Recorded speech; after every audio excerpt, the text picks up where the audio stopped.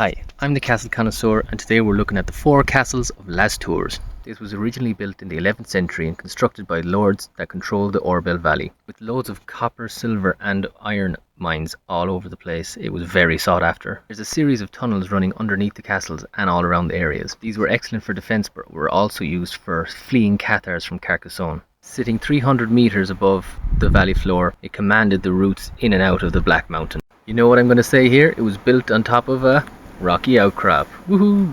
The thickness of the walls are about 1.5 to 2 metres, and the towers rise about 15 to 20 metres above their foundations. In 1209, Simon de Montfort decided to lay siege to the castles. Due to its amazing passive defensive features such as its altitude, it was impregnable by conventional siege engines. Simon de Montfort had no choice but to withdraw. 2 years later, he's back at it again. In 1211, the castle became a refuge for Raymond de Terme. It was also a refuge for the people called the Cathars. The Cathars were a religious movement in southern France. They believed in strict dualism. They rejected the Catholic Church authority and wealth, which led to their persecution in the Albigensian Crusade. After a previous siege, Simon de Montfort took his prisoners, mutilated them and sent them to Lastours. It was a message saying, surrender or else. After a long siege, the castle surrendered. Nice arch alert. Woo!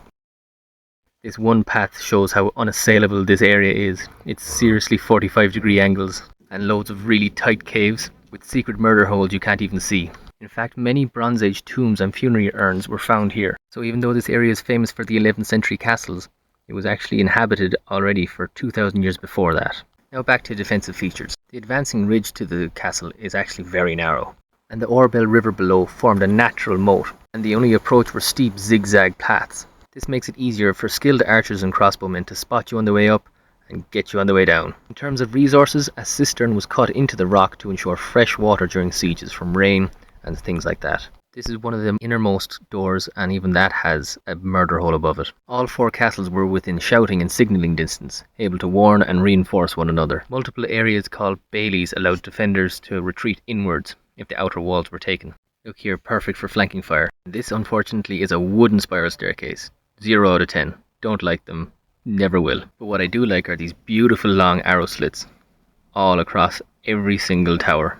This has been the 4 castles of Lastours, and I've been the Castle Connoisseur. Thank you.